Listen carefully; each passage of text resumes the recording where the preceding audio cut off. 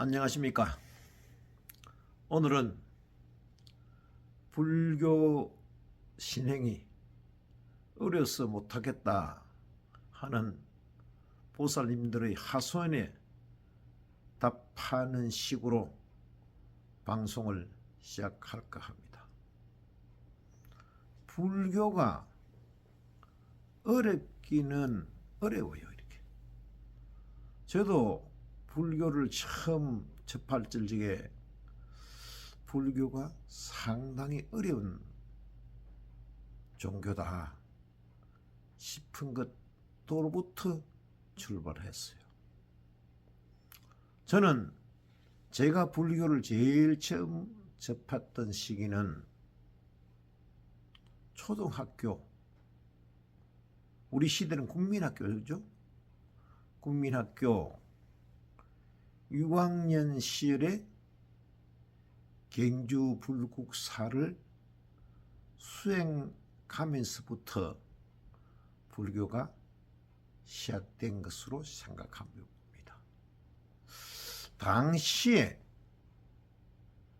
경주 불국사를 수행하는 것이 유행을 했는데 그 당시에 수행을 가서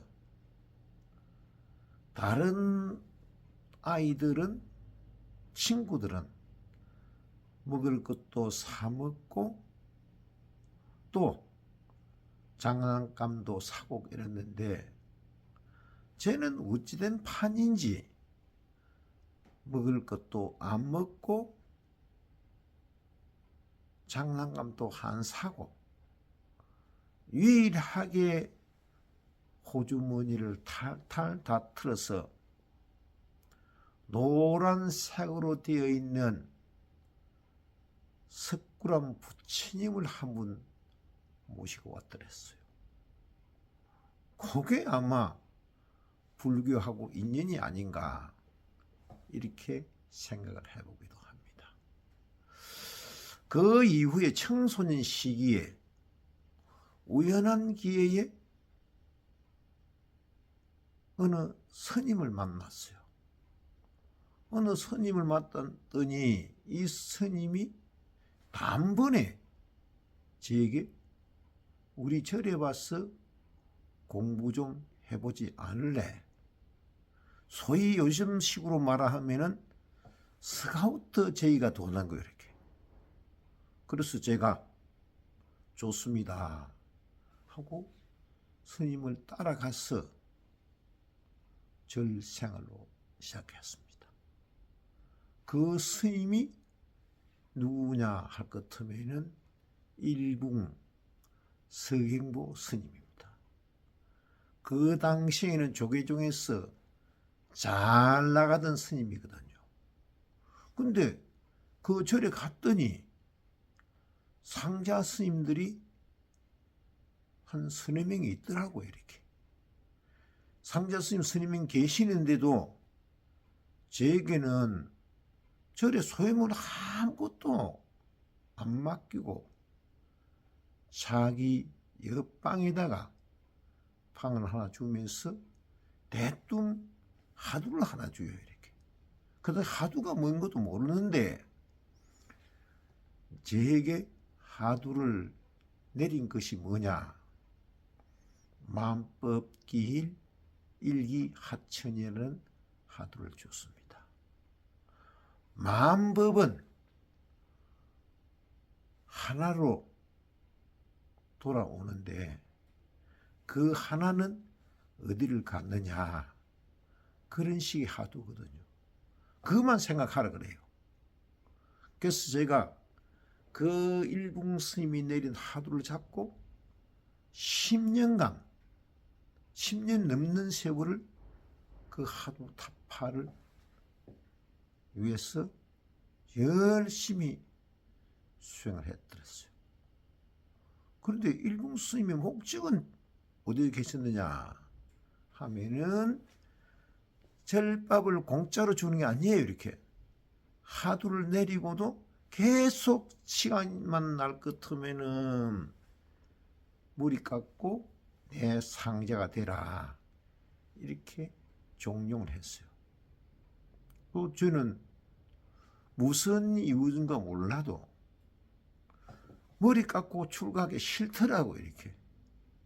그래서 끝내는 일붕 스님하고 선의로 일붕 스님이 보내주는 곳으로 와서 제가에서 참선하는 제가 불자가 되었더랬습니다. 그 이후에 또 우연한 기회에 불교를 좀 더 공부를 해야 되겠다 싶어서 찾아간 곳이 천태종 건강불교대학입니다. 건강불교대학에서 2년을 공부를 하고 또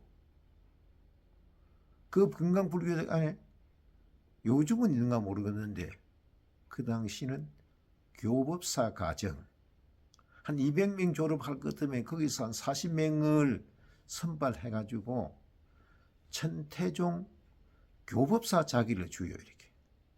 내가 그 40명 뽑는데 선발돼가지고 또 교법사 법사 과정을 한 2년쯤 공부를 해봤어요. 그 과정에서 나도 모르게 간세모살 출액을 한 5년 동안 했더랬습니다. 그래도 돌을 못 깼어요.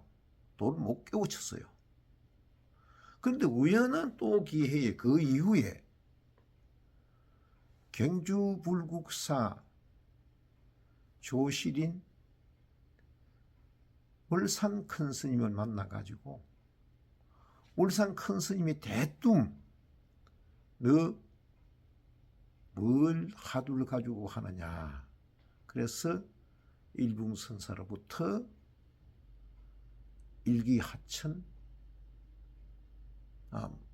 만법 길 일기하천이라는 화두를 받았고 10년 수행하다가 그 뒤에 천태종에서 간세모살 주력을 한 5년쯤 했다. 이 말씀을 들었더니 대뜸 하실 말씀이 그럼 너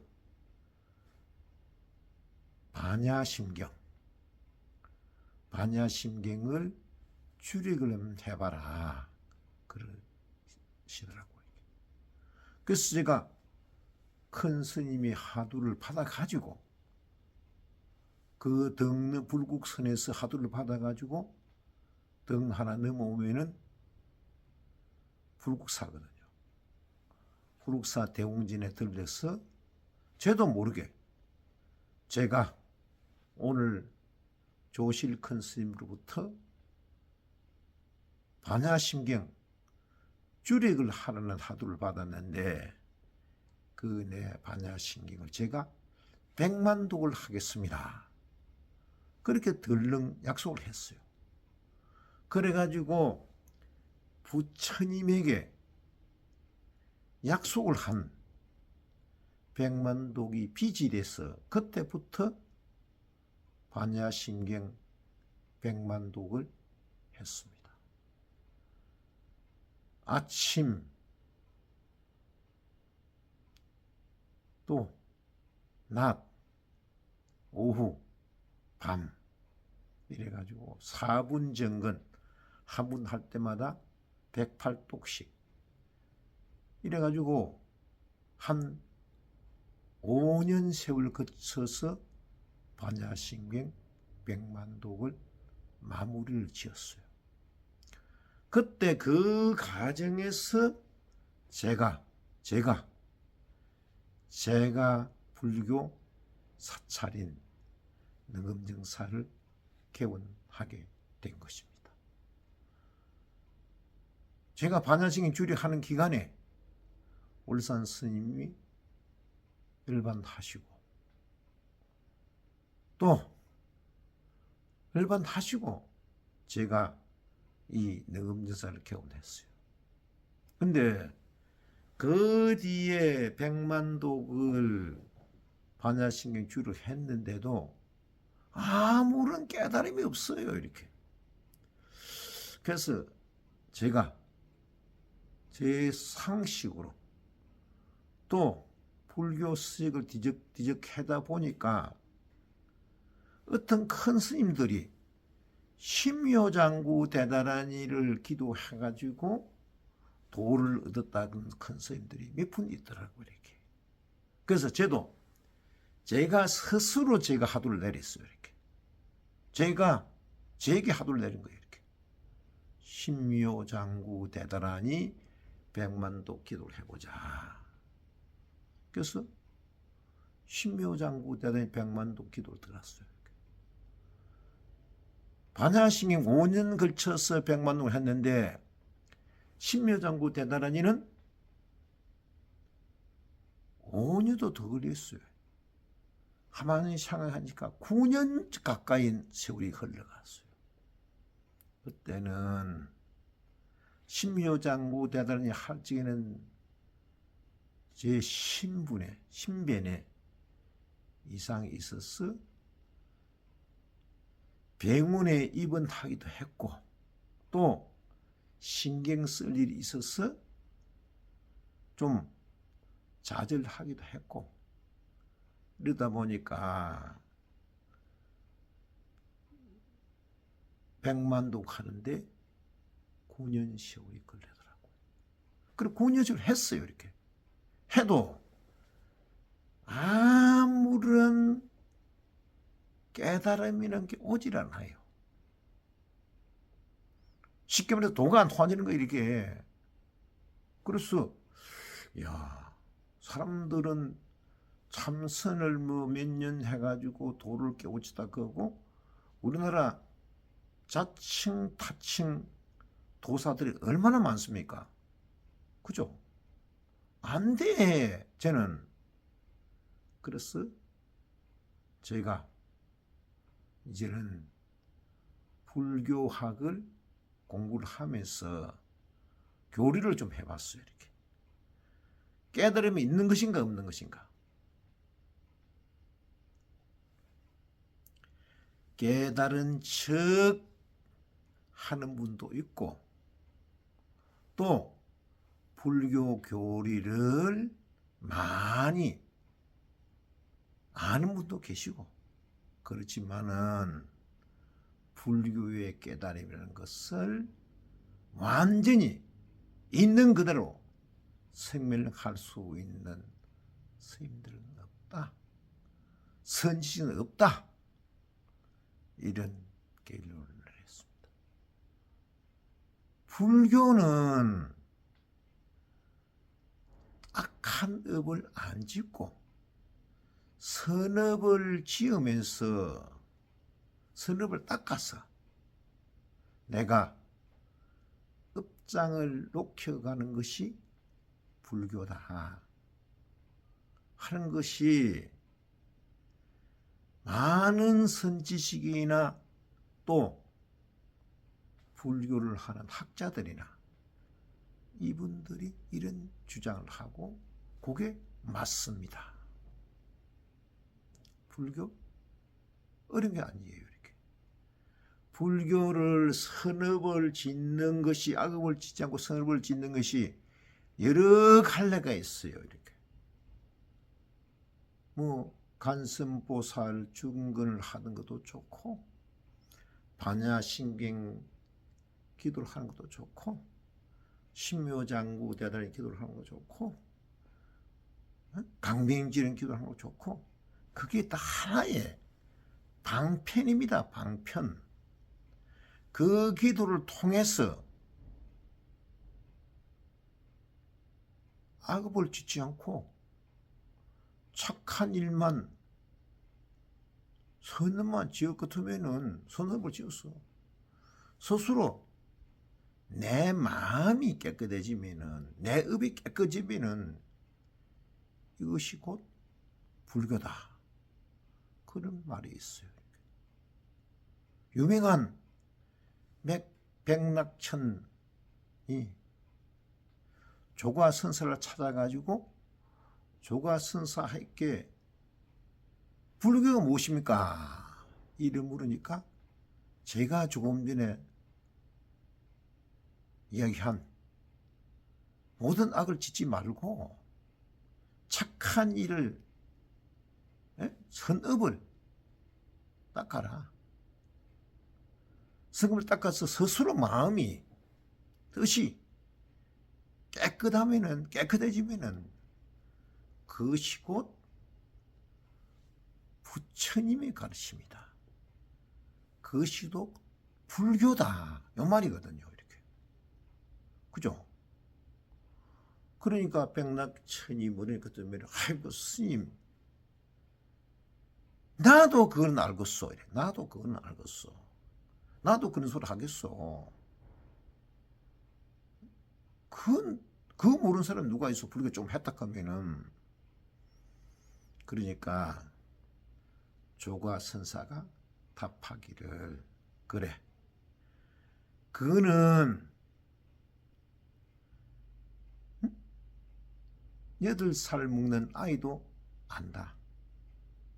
8살 먹는 아이도 안다. 다 아는 이야기다. 그런데 그건 알기는 알지만은 행하기는 어렵다. 8살 나이라 산전수전 다 겪은 늙은이들도 그걸 행하기는 어렵다. 그게 불교요. 경전만 달달달 읽어서 되는 것이 아니고 주력만 달달달 외워서 되는 것도 아니고 참선만 하고 있어도 되는 게 아니고 내가 스스로 행할 줄 알아야 돼요. 행할 줄. 우리 한국 불교 또 북방 불교를 대승불교다 이렇게 칭합니다. 이렇게 부르기로 합니다.